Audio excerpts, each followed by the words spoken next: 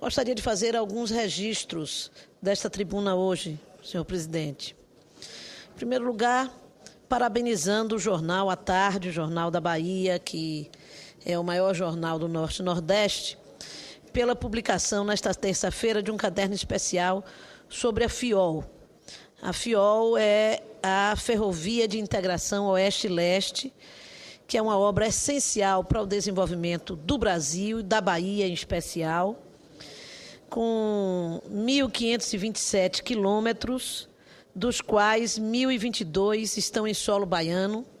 e que, portanto, corta a Bahia no sentido, como já o seu nome diz, oeste-leste, ligando o nosso estado ao centro-oeste, produtor de grãos, e ligando e viabilizando, portanto, o escoamento da produção de minérios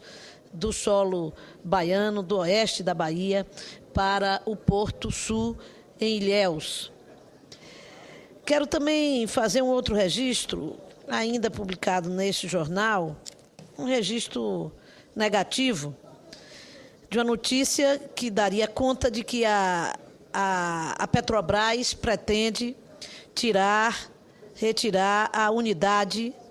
de operações tributárias e financeiras e contábeis do Estado da Bahia.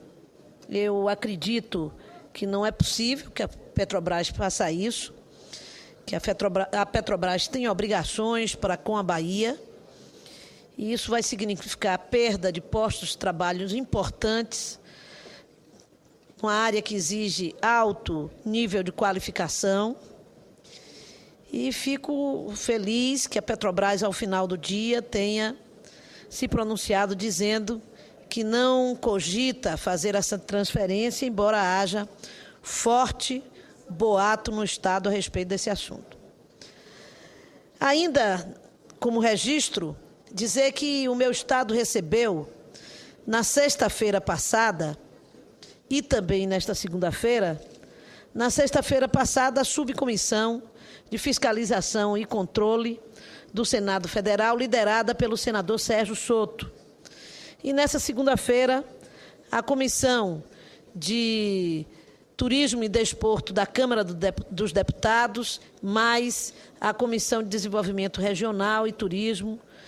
liderada, capitaneada, presidida pelo senador Antônio Carlos Valadares, e os deputados integrantes da Comissão da Câmara, que foram, nessas duas oportunidades, fazer uma visita de fiscalização às chamadas obras de preparação da Copa do Mundo no estado da Bahia. Na sexta-feira, visitaram a Arena da Fonte Nova e visitaram o Porto de Salvador. E na segunda-feira, visitaram novamente a Arena da Fonte Nova e o aeroporto de Salvador. E eu não tenho dúvida, porque acompanhei as duas visitas, da satisfação destas duas comissões com o resultado do trabalho efetuado na Bahia, tanto no porto quanto no aeroporto, para adequação de uma utilização mais racional e eficiente para os brasileiros que nos visitam e para aqueles que, não sendo nascidos no Brasil, também têm a oportunidade de visitar o nosso país e repetir a dose. E para aqueles também que visitaram a Arena da Fonte Nova, que, sem dúvida, registraram a qualidade das obras ali efetivadas e garantiram que nós temos na Arena da Fonte Nova, senador Paulo Paim, uma das melhores arenas para a Copa do Mundo do Brasil. Eu não tenho dúvida que em 3 a Arena da Fonte Nova estará também colocada, também escolhida entre as melhores do Brasil. E os senhores senadores e deputados que lá visitaram são testemunhos daquilo que nós estamos dizendo aqui e que para alguns poderia sugerir que se trata de uma defesa do meu Estado, mas que tenho certeza estes senadores poderão usar da palavra em outro momento para testemunhar aquilo que nós dizemos nesta hora. E, finalmente, registrar que hoje é o Dia Internacional de Luta pela Saúde da Mulher e Dia Nacional de Redução da Mortalidade Materna. Esse, portanto, é um dia extremamente importante para as mulheres brasileiras, para as mulheres que no mundo inteiro buscam o reconhecimento da sua condição de gênero. E um dos nossos principais movimentos se dá no movimento em defesa da saúde da mulher, da necessidade do reconhecimento de que nós precisamos de políticas públicas específicas para tratar a saúde da mulher, de um planejamento de apoio à saúde integral à saúde da mulher. E, na medida em que esse dia também coincide com o Dia Nacional de Redução da Mortalidade Materna, é importante que possamos aqui registrar avanços que realizamos nessa luta e também registrar nossas dificuldades. Nessa data de hoje, a ministra do Estado, chefe da Secretaria de Políticas para as Mulheres da Presidência da República, Eleonora Mennicucci, registrou em nota a vitória de que, num período de 20 anos, concluído em 2011, tivemos uma redução em mais de metade da mortalidade materna, uma queda total de 55,3%, conforme o Ministério da Saúde, e apenas de 2010 para 2011, a queda foi de 8,5%. Essa redução auspiciosa é a resposta da realidade, a qualificação da atenção obstétrica e a atenção à saúde integral da mulher nos estados e municípios brasileiros. Essa reflexão que proponho que a nossa casa faça leva em conta a necessidade de nós constituirmos os comitês de mortalidade materna em todos os municípios, nos estados, e eu tive a oportunidade de, ainda como vereadora de Salvador, ser a vereadora que primeiro implantou um comitê de mortalidade materna no município, e depois, como prefeita, também da implantação de uma política de combate à mortalidade materna, com a implantação dos comitês de mortalidade materna em todo o nosso município. Mas quero dizer que a mortalidade materna, a morte de mulheres ocorrida durante o período de gravidez e até 42 dias após o parto, por causas relacionadas ou agravadas pela própria gravidez, por aborto, parto ou puerpério, fase pós-parto. O estudo das Organizações das Nações Unidas, ONU, aponta que 287 mil mulheres morrem por ano no mundo por problemas relacionados à gravidez. São quase 800 casos por dia, sendo que 90% das mortes de mulheres grávidas poderiam ser evitadas com atendimento adequado. E o parto humanizado é uma das propostas que o Movimento de Mulheres apresenta para que nós possamos combater a mortalidade materna. Este mesmo relatório comprova a forte desigualdade entre os países, sendo que muitos, a maioria da África subsaariana, não vão conseguir cumprir a meta dos Objetivos do Desenvolvimento do Milênio, que prevê redução da mortalidade materna em 75% em 2015, ou seja, valor igual ou inferior a 35 óbitos maternos por grupos de 100 mil nascidos vivos. No Brasil, para atingir esse objetivo, a redução anual da razão de mortalidade materna, RMM, deve ser de 5,5%.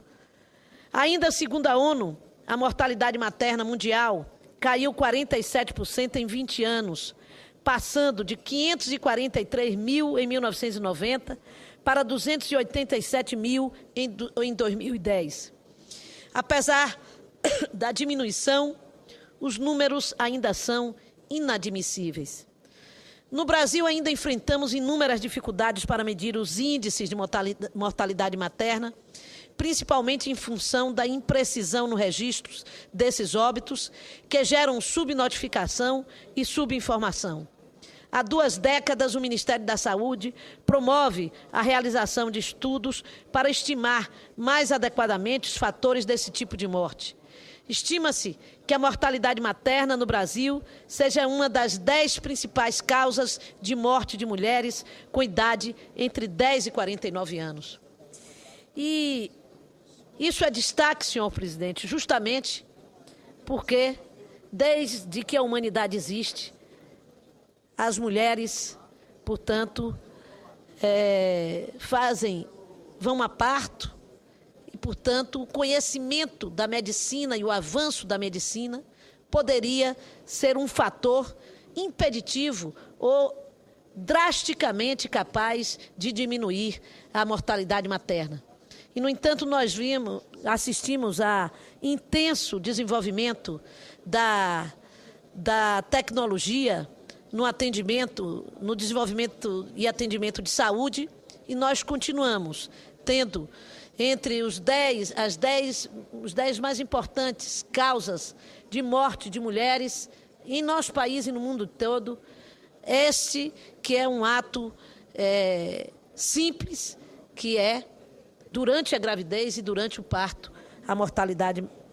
feminina. Vou adiantar, senhor presidente, a quem agradeço também o tempo acrescido, para dizer que mesmo com as políticas e programas voltados à saúde em geral e à saúde da mulher especificamente, a razão da mortalidade materna no Brasil ainda tem tido diminuição muito tímida. Iniciativas do Ministério da Saúde, como os programas PASMES, de Programa de Assistência Integral à Saúde da Mulher, e PHPN, Programa de Humanização do Pré-Natal e Nascimento, além do Pacto Nacional, que representa mais do que um programa, e sim uma política do Estado brasileiro para enfrentamento da mortalidade materna, são referências importantes porque são um reconhecimento da gravidade do problema e a necessidade de seu controle, mas não conseguiram plena efetivação. Este é o pronunciamento da professora Grace Menezes, pesquisadora do Programa de Estudos em Gênero e Saúde e professora do Instituto de Saúde Coletiva da Universidade Federal da Bahia, UFBA. Segundo a pesquisadora, a morte materna pode ser evitada em 90% dos casos. Outro aspecto a ser considerado é que os indicadores de óbito são importantes para se compreender a qualidade da assistência médica e sanitária prestada à população, refletindo condições socioeconômicas e o baixo grau de informação da população envolvida. As mortes maternas expressam, em geral, a exclusão social de mulheres e a desigualdade social de gênero, de raça e etnia. Penalizam as mais jovens e, principalmente, as mais pobres e negras. É preciso, portanto, ampliar o combate às causas dessas mortes. 80% dos óbitos maternos no Brasil decorrem de causas obstétricas diretas, com destaque para hemorragia e crises hipertensivas específicas da gravidez, eclâmpsia e pré-eclâmpsias. Já as causas obstétricas indiretas são responsáveis por apenas 15% ou 20% dessas mortes. Portanto, senhor presidente, quero solicitar a Vossa Excelência o registro completo do meu pronunciamento, já que meu tempo se finda, a respeito desse assunto e, ao mesmo tempo, dizer da extrema necessidade para que esse Senado, que a Comissão de ACAIS, que é a comissão que trata e acompanha as políticas de saúde do nosso país, que a Comissão de Direitos Humanos, que a bancada feminina possa se dedicar também a analisar e acompanhar a situação das mortes maternas em nosso país e convocar a todos os poderes executivos de todas as esferas, no Executivo Nacional, nos estados e especialmente nos municípios, a constituição dos comitês de mortalidade materna e de implementação das políticas que visam o combate à mortalidade materna. Dentre eles, volto a destacar o parto humanizado, podendo comprovadamente diminuir o número de mortes maternas durante o parto. Nesta data, portanto, nós fazemos esse registro chamando a atenção também de necessidade de maiores investimentos no programa de saúde da mulher, em geral, da área materno-infantil. Quero parabenizar também as nossas vereadoras em Salvador, que realizaram importante audiência pública na data de hoje, comemorando essa data e estabelecendo um debate, um acompanhamento e a fiscalização das políticas implementadas no município de Salvador a respeito da mortalidade materna. Muito obrigada, senhor presidente.